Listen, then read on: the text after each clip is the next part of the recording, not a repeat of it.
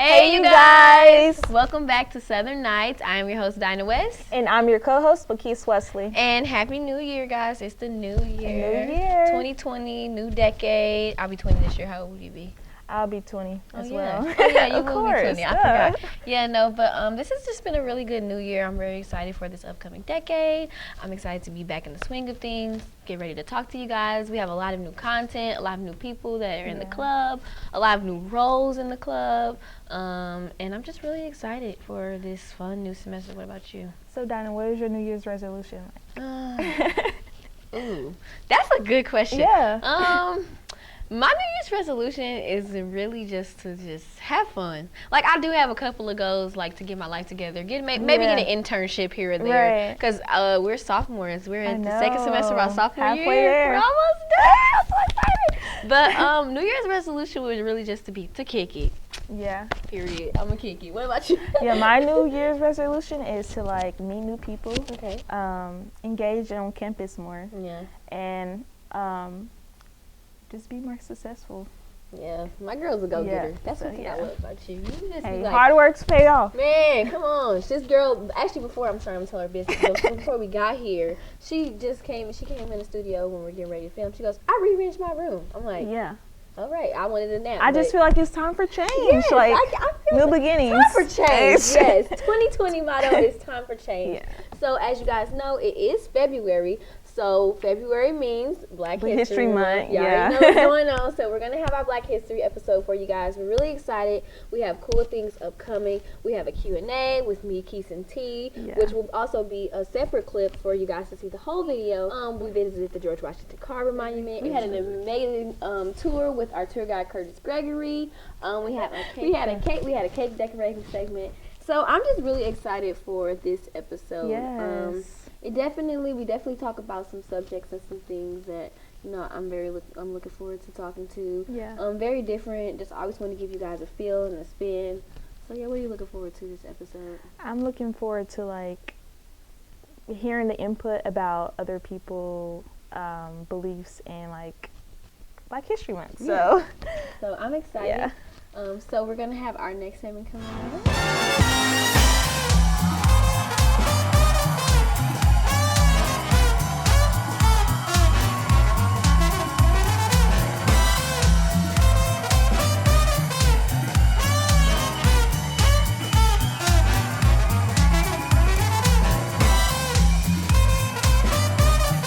So you guys, we went to George Washington Carver Monument and we have a few clips to show you guys.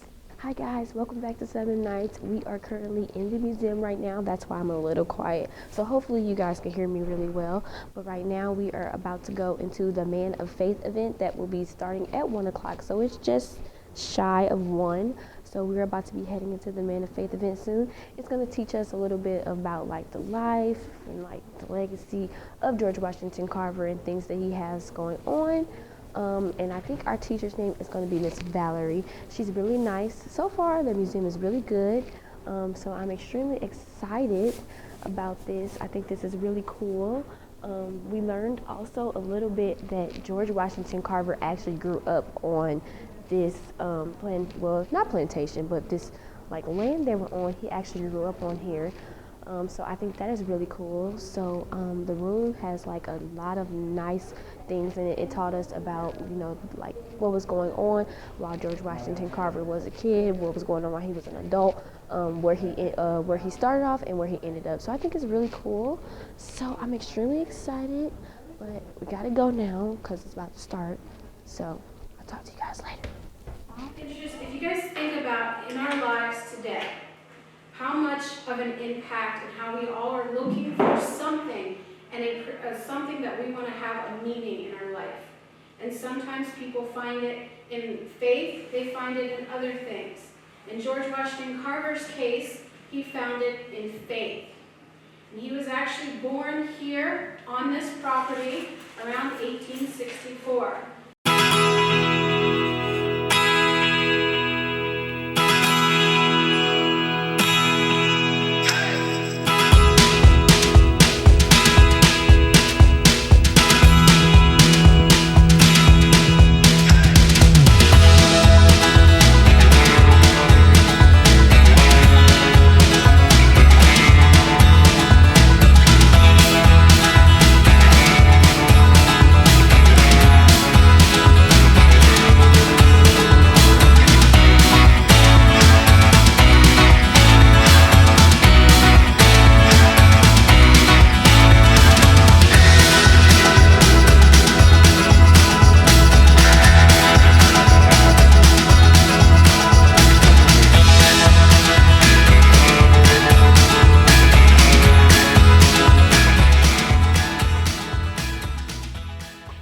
guys, welcome back to Southern Nights, and as always, I am your host, Dinah West, and I am here with a very special person. This is Barack Obama's brother, guys. I'm just kidding. No, he just looks just like Barack Obama to me. But just introduce us and tell us your name. Okay, my name is Curtis Gregory, and I'm a park ranger here at George Washington Carver National Monument. Right. Mr. Curtis Ramsey is an awesome guy. I actually got to meet him a little bit before we started this interview, and I just think he is completely amazing and full of knowledge, and he's great at what he does. So tell me a bit about how you guys started at this job, how you became a park ranger, and just your love for it, a little background. Okay, well, I was a history major and kind of fit in, so I started working for the National Park Service seasonally in the summers while I was in college, and it just kind of landed into a permanent job. Right. See, so that's cool that you started at a young age. That's kind of like me with mass comm. It's I'm you know what? I think I want to do something on TV, so I might as well just start here, and then hopefully it'll just take me up to where I want to be. Hopefully one day in life. So what would you say is the coolest part about this job? What is the thing that stands out to you the absolute most? Well, I guess one of the things is history. I like to do research and just telling visitors about George Washington Carver, because a lot of times they just realize, they think about the peanut, but there's so much more to a Carver than just a peanut, and it's just a great place to work and tell that story. I definitely learned that today too, guys. That it's really not just about the peanut. George Washington Carver was an excellent man, and he actually did more than just invent the peanut, which I kind of knew, but today just really in depth showed me about that. So on your day-to-day experience, what do? You come in, do you mostly do tours, do you teach the classes, or what was in a class? It was more so a show or a display. So what do you do, and what's your favorite thing to do? Well, one of my favorite things to do is do research. I do a lot of research, but we work the information desk. We do a lot of education programs for kids. We get a lot of kids here, probably about maybe close to 8,000 kids a year come through here. So we do a lot of education programs as well as a lot of adult programs as well. So we do that. I take care of the museum collection as well, the artifacts and such. So it's every day is different, and that's what I like about it. He was telling me us a little bit on the tour and a little bit now about the education program. So what are some things that the education program does and offers? I know you were telling us a little bit about the tour, but just kind of tell the people a little bit what. Yeah, well, I would say that probably every kid that is in the four-state area has been here at one time or another. So we give a tour, we take them up into the classroom, in the history classroom or the science classroom. We do demonstrations with them. A lot of kids remember making peanut milk here, and we do that, and we walk around the museum, and it's a pretty fun day, about 4-hour opportunity for kids to come out. Really long time. Well, I am very glad that I got to meet you. I'm very glad that I got to experience the experience with you. It was really cool. Really enjoyed myself. If you guys have never been to the George Washington Carver Museum and Park, I recommend you highly recommend, that you go and experience it for yourself. As always, it was so nice meeting you. Thank you so much, and we will see you guys later. Knowledge is power. If I didn't learn anything today, I learned that. Hey guys, welcome back to Southern Nights. As always, I am your host, Dinah West. We hope that you guys are enjoying our Black History episode as much as we are enjoying making it for you. As you can see, I have McKees alongside of me, but I actually have someone else. Hi, I'm Tashina. This is our girl T. I call her T. I don't call her Tashina. You guys probably noticed T from the sports segment, but today we're going to have her on the set with us because we're going to do something a little different for you guys. So, McKees, tell them what we're going to do. Today we're doing a Q&A about Black History Month, so I'm very excited. Okay, so we just had a couple of people ask questions. I know I get a lot of frequently asked questions. The questions aren't too vigorous or anything like that. We're just going to answer a few questions, so we're just going to go around. I have my handy dandy iPhone. You know how people, as a generation, we don't, what am I trying to say? Guys, I know what I'm trying to say. Our generation, we don't write anything down anymore. We just put everything in our notes. So, yeah, I'm just going to read from the notes on my phone, and then we're just going to talk about it.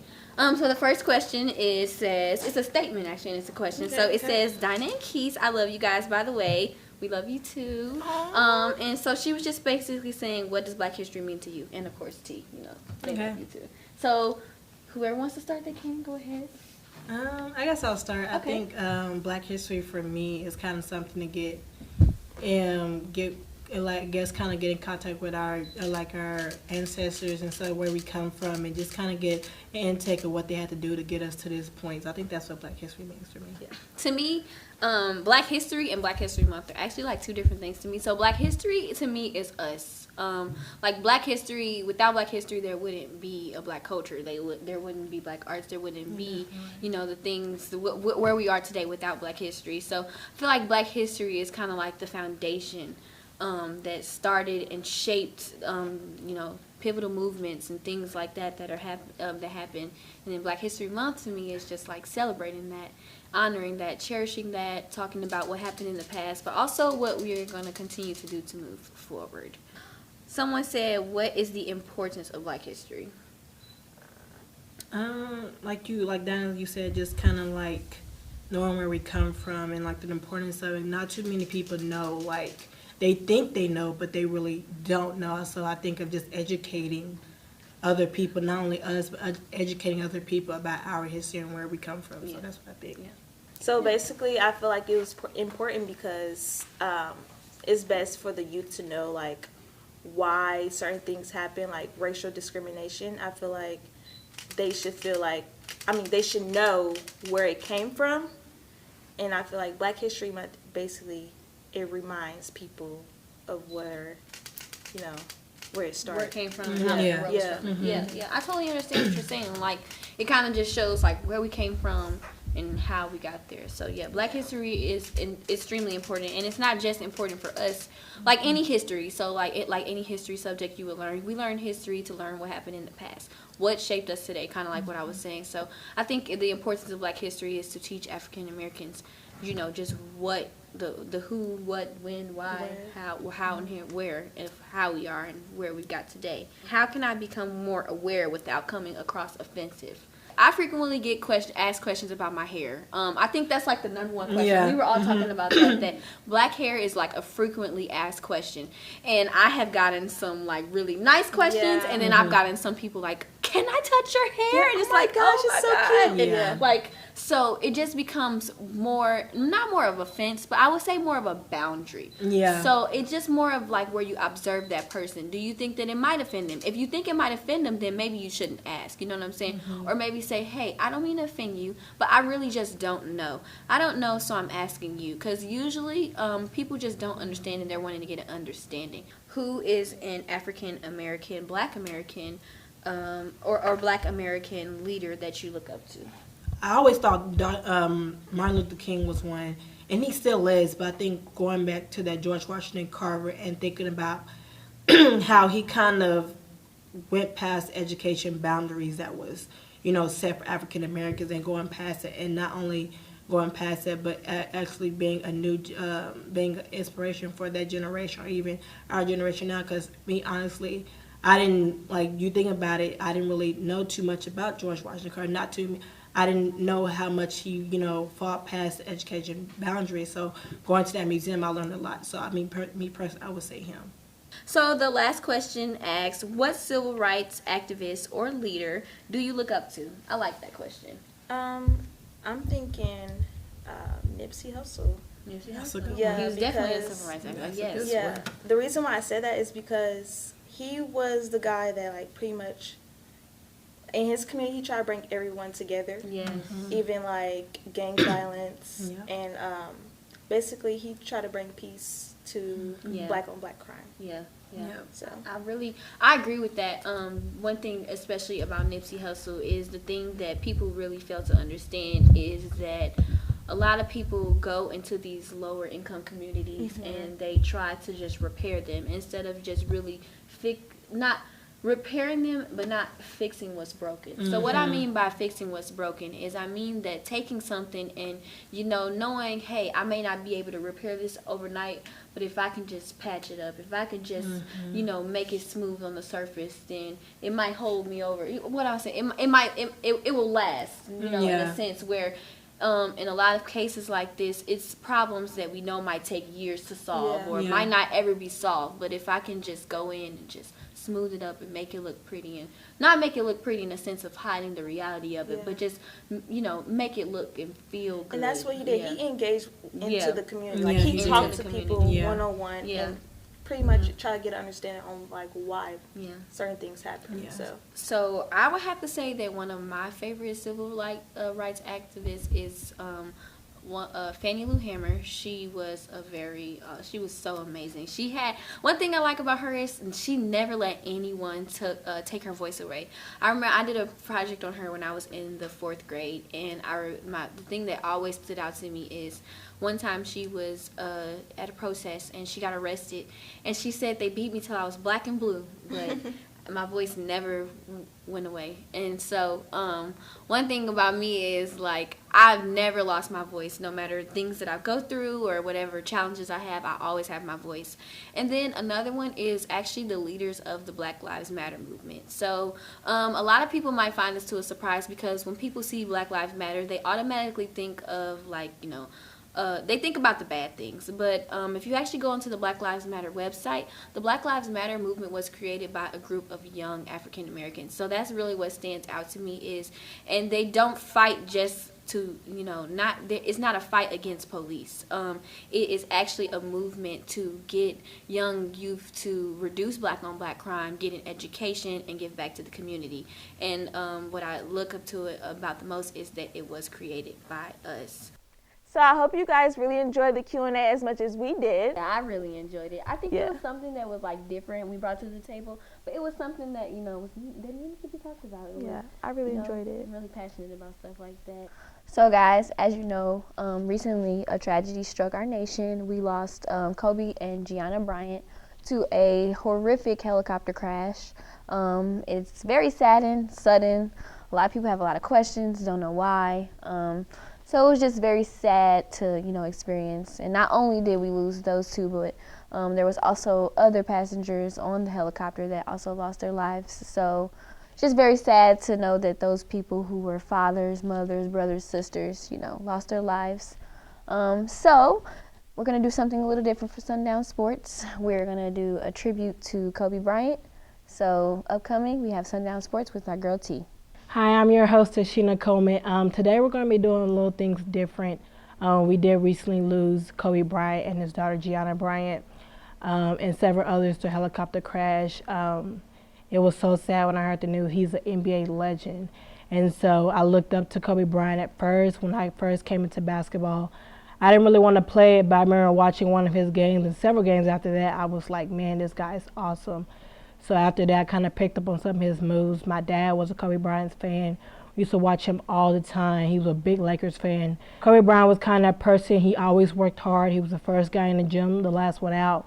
And so after I heard about, his death and, the impact of just him and his daughters that they made in this short amount of time, it's just kind of bittersweet, to see them, pass away. They did, but I did get a chance to talk to some of the basketball players to ask them, how Kobe Bryant was an impact on their life and, in basketball. So we just recently lost Kobe Bryant. So what did he mean to you? How did, he inspire you to play basketball? Well, Kobe was like a Michael Jordan to me, basically. My older brother and my dad used to watch Kobe, so I started watching Kobe. That's why I started wearing number 24 until I got here. And Morgan had it, so I couldn't get it, so that's why I changed to 22 then too. Okay. But he's the reason why I just started liking basketball and I wore number 24. All right, so he always known for the black mama. So what does mama mentality mean to you?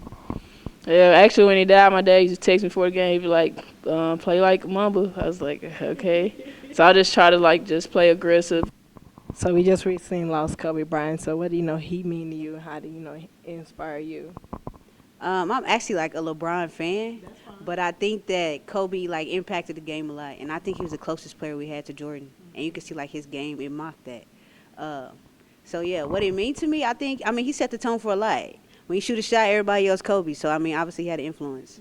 Yeah. He recently, he known for the Black Mamba. So what does the mama mentality mean to you? I think it means go out, play hard, do whatever it takes to win for sure. And just have a mentality and have a confidence that whatever you do, you put in the work for it, and it'll show during the game. Thank you guys for sharing your thoughts on how Kobe impacted your lives. I'd like to end this segment with a quote from Kobe Bryant, and it states, "When we are saying this cannot be accomplished, this cannot be done, then we are shortchanging ourselves. My brain, it cannot process failure, and when I process failure, because if I have to sit there and face myself and tell myself you are a failure, I think that is worse, almost worse than death. So he was always on failure. He always wanted to push himself, even come back harder. So thank you, Kobe Bryant, for not impacting the basketball world, but impacting the whole world. Thank you so much, Kobe Bryant. So up next, we are going to decorate a cake, team versus team. Let's see who wins.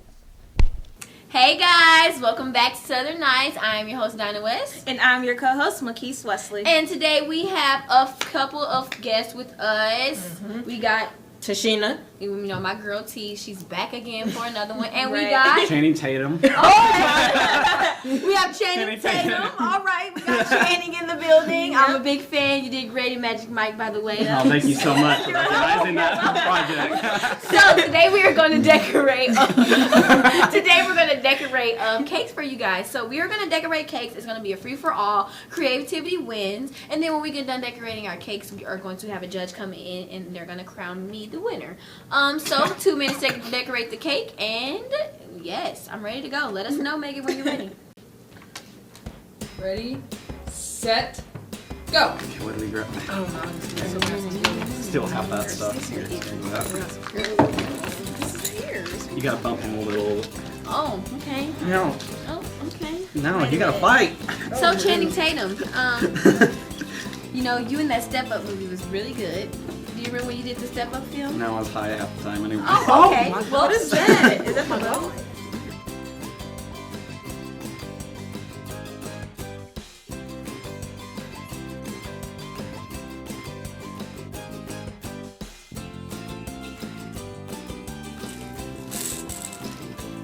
What is this? Oh, it's connected still. I'll make it. Let's start digging somewhere out. I got an idea. No, it's nice. It is. Whiskers. You ain't got no whiskers. Really. Making a beer. Now Let's it's play. clear. Oh, this chocolate is melting. So guys, how do you feel I about don't your think cake? it's working as I thought. Yeah, we don't have I feel like we're gonna win. I feel I like kind of do like sand. Oh, okay. I'll see Yeah. what you're trying to do. How much they're looking. What is that? that's with the cake. No! Yeah, you're good. time do you have? We don't know. How much time do we Put some more yummy bears out there. What is this? What? What's the gummy bear supposed to be? Okay, People it's looking an at the abstract. water. It is called Arte. How much should we do now? Stuff, I don't know. It's made with love and care. This could be the rocks on the side. I guess. It's just like a French Just fry. like, I don't know, barriers on this in there. Just put some in the middle, I guess. And then that's Huh? I love you, I don't know what else. Oh, okay. maybe some more yummy bears, I guess. Maybe some. 4, 3, 2, Here's some. 1. Hands down. Time! Hands up! She cheated. She had her hands up. No, she did not. Channing Tatum. I just dropped I that. am one. defending Guys, my teammate. hey, No. guys, is that a mud pie? No. We got a good explanation. Just wait. You think because you're Channing Tatum you're gonna win, but you're not. So guys, we are gonna have our judge now. You all know the man. You love him. He's wearing a Missouri Southern tie. Dobbs! I'm back. I'm pretty today. I made sure I dressed up just for this cake. So our cake is basically the stadium when the Chiefs win the Super Bowl. So that's the confetti. The That's all of aftermath. them falling out. This Okay. is the athletes. This is me and Travis Kelsey. This You guys is get married? No, yes. this is Well, me no, and his McCall girlfriend. Hartman. This is our cake, and we're really proud of it. Go Chiefs! Yeah. Alright, let's see what you guys got over here. Okay, so at first we didn't have an idea. And she started putting down some blue, so I was like, okay, Yeah, let's yeah, just totally. put some gummy bears out here. Be people look into the water. And we got the fish and An eel right here. eels, I Some little guess. rocks on the Just side. the rocks. So it's supposed to represent the beach and you a know, little yellow. And location. she rolled her eyes. I don't like that at all. You want to see the cake. Hope that Yes, you people did. don't fall off. I do like the idea of the Chiefs and Super. Don't look at me like that. So that is really good. I guess you and Travis Kelsey are getting married or something like that. He has a girlfriend, but So And don't A forget girl about can McCall yeah, girl can Hartman. dream. And so it is really good. So like, is it the field? What did you say it was? this is the stadium. The stadium.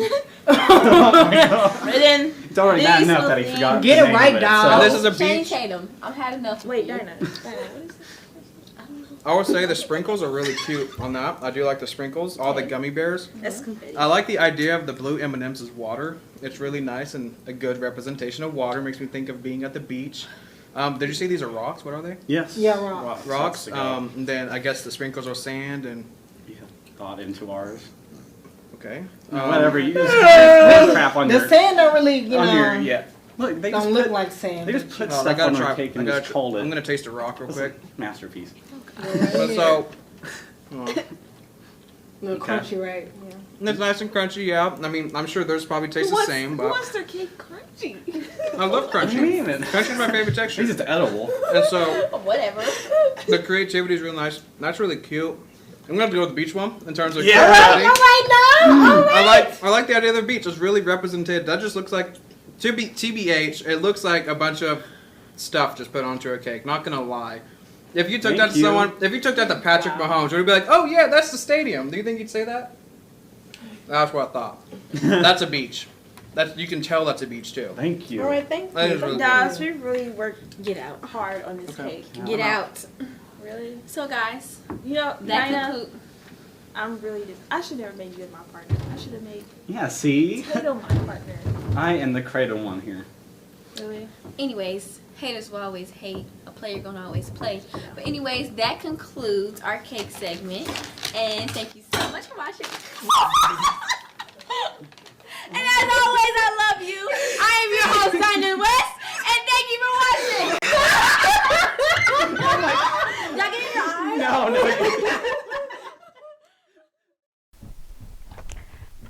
All right, guys. I hope you enjoyed the cake battle. What's wrong?